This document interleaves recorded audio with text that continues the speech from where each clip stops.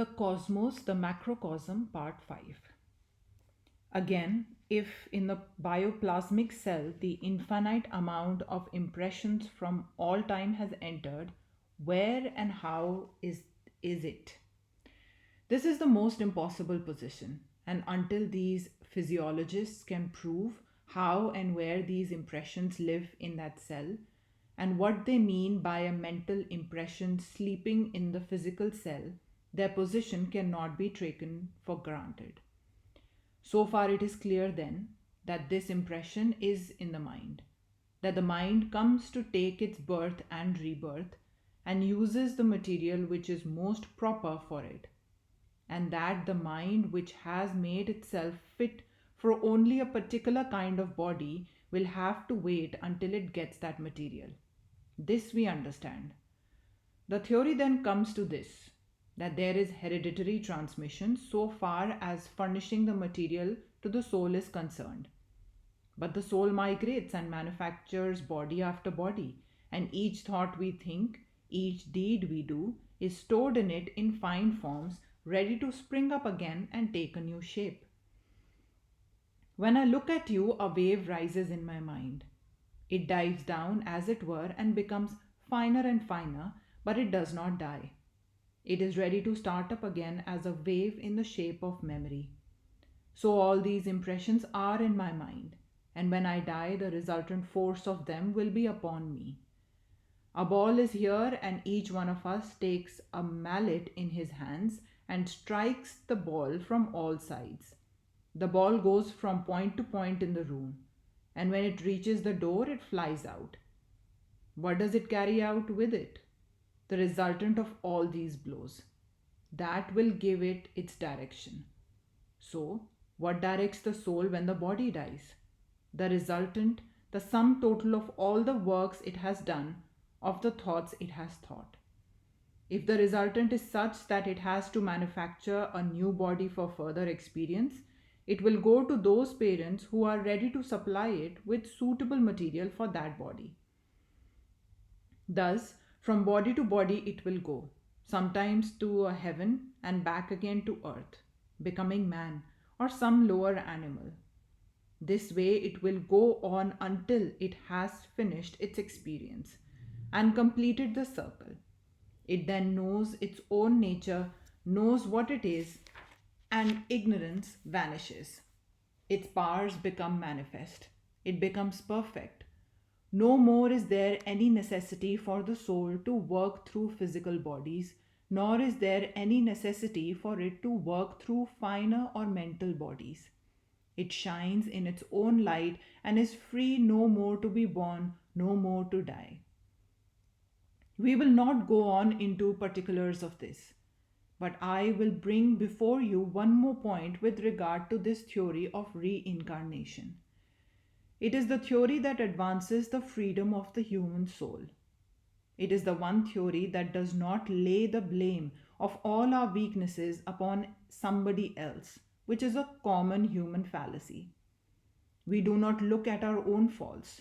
The eyes do not see themselves, they see the eyes of everybody else.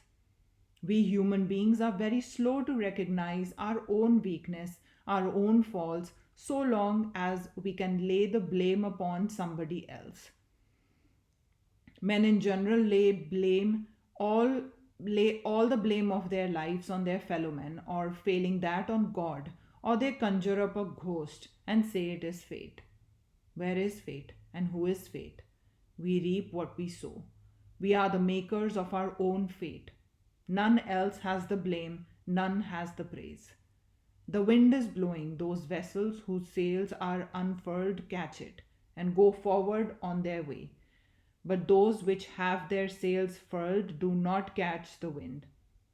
Is that the fault of the wind? Is it the fault of the merciful Father, whose wind of mercy is blowing without ceasing day and night, whose mercy knows no decay? Is it his fault that some of us are happy and some unhappy? We make our own destiny.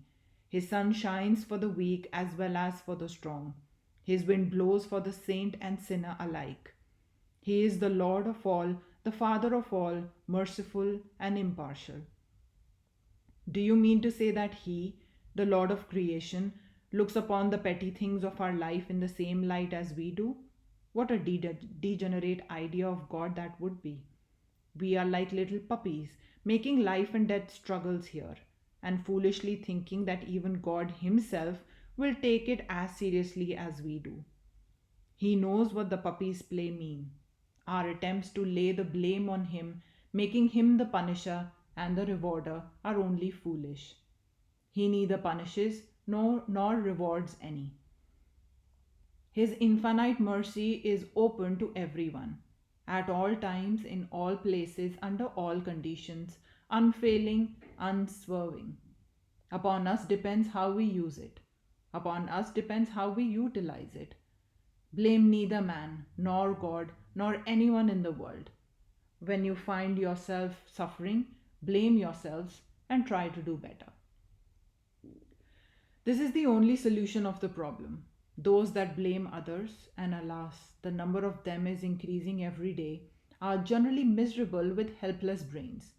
They have brought themselves to that pass through their own mistakes and blame others, but this does not alter their position. It does not serve them in any way. This attempt to throw the blame upon others only weakens them the more. Therefore, blame none for your own faults. Stand upon your own feet and take the whole responsibility upon yourself. Say, this misery that I am suffering is my own doing, and that very thing proves that it will have to be undone by me alone. That which I created, I can demolish. That which is created by someone else, I shall never be able to destroy. Therefore, stand up, be bold, be strong. Take the whole responsibility on your own shoulders and know that you are the creator of your own destiny. All the strength and succor you want is within yourself. Therefore, make your own future. Let the dead past bury its dead. The infinite future is beyond you, before you.